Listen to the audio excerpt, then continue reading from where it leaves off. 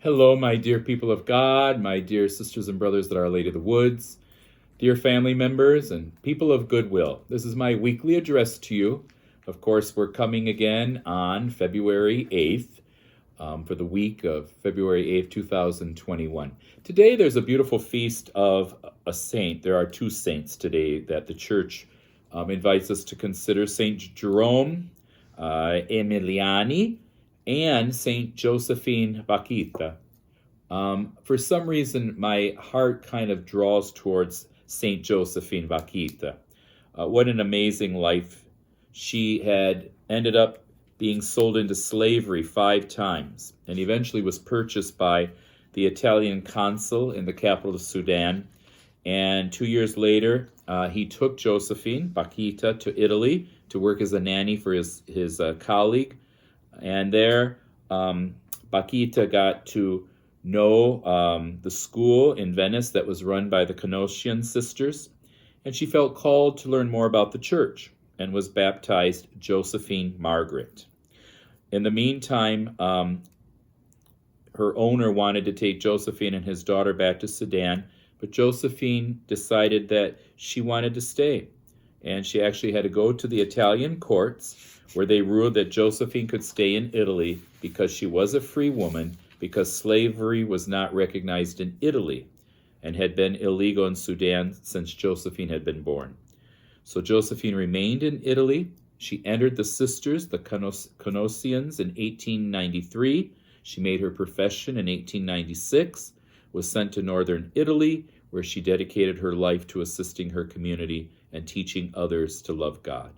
She was known for her smile, gentleness, and holiness. And she even went on record saying, "If I were to meet the slave traders who kidnapped me, and even those who tortured me, I would kneel and kiss their hands. For if that did not happen, I would not be a Christian and religious today." And so St. Josephine was beatified in 1992 and then canonized shortly after in October 2000 by St. Pope John Paul II. She's the first person to be canonized from Sudan and is the patron saint of the country, and her feast is celebrated actually today. And so maybe we can turn to St. Josephine and learn from her how to smile, how to be gentle, how to be holy for ourselves, our families, and our people here in the parish and whoever we meet. So let us ask the intercession of St. Josephine Bakhita. Some announcements this week. Tomorrow I'll meet again. We meet usually once a month, a family of parish meetings. It will be with the Archbishop and priest. That will be tomorrow, February 9th on Zoom.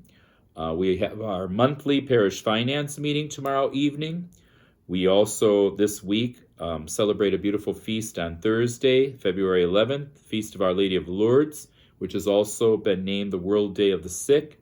So we especially pray for those who are sick either physically, emotionally, spiritually. Also, Thursday, February 11th at 10 a.m. is our monthly parish staff meeting. So we meet once a month, as I've told you before, where we do some reflection, some prayer, and then we try to connect with each other. Because it's interesting in your parish, and it's other parishes, but we all have different, configurations. Some of our staff are not here every day, Monday through Friday. So we have to kind of meet and get together and celebrate those times when we're able to.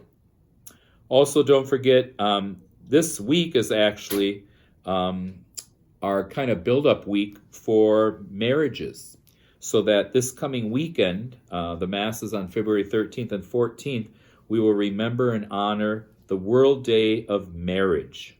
So there will be a blessing of our married couples at all 3 weekend Masses. And we want to lift the sacrament and the vocation of married life.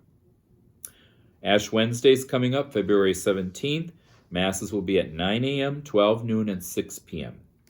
Our Lenten mission is being planned by the clergy of our family of parishes. Once that's been planned, I'll let you know the details. And also we'll be arranging Stations of the Cross.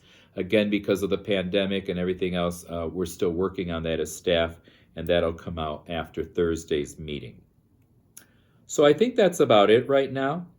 As we are in kind of National Marriage Week, and we're preparing for the World Day of Marriage on February 14th, which is also Valentine's Day, I close with two humorous moments. I love this one. This one is an interesting one because you've got this man and woman, and here's the woman, and she's there, and she's sitting next to her husband, and of course he's clipping his toenails, and she's in prayer after he's just hit his foot against the table and spilled her coffee. And she just looks at him, and she looks at her spilt coffee, and she decides to pray. And she says, "Dear Lord, I pray for wisdom to understand my man, love to forgive him, and patience for his moods. Because, Lord, if I had to pray for strength, I might beat him to death." A woman's prayer. Has that ever been your prayer? But I go with one more because it is a week of recognizing married life. And this one is from a cartoon series called The Back Pew by Jeff Larson. And in this one, the wife is coming up and the husband's sitting in the chair. And he's looking at her like with disgust that she doesn't understand. And he says, "I told ya, I love ya when we married. And if I change my mind, I'll let you know." And at the bottom of the cartoon it says, "Herbert's weak efforts to affirm his love for his lovely bride Lucy of 25 years left him again wandering out onto the thin ice of marriage." And so let us remember our married couples. Let us remember those who are preparing for married life. We do have a few weddings coming up in our parish. We've had a couple since I've been here. Certainly it's given me hope and encouragement. And as I shared with one of our married couples today after Mass, I'll change their names to protect the innocent. So let me call them Len and Trudy. And as I was talking to Len and Trudy, I said to them, Day of World Marriage is coming up, World Day of Marriage. And I said, I actually thought of you and some other couples in the church, in the parish, because as I interact with married couples, and as I see you all praying during the Masses and other services we have here at Our Lady of the Woods, I can see this love. And I know there's the ups and downs. I know that there's the struggles and the trials. There's the anger and the frustration, and sometimes the pain. And yet, I can look at many of our married couples in this parish, and I see the love of God.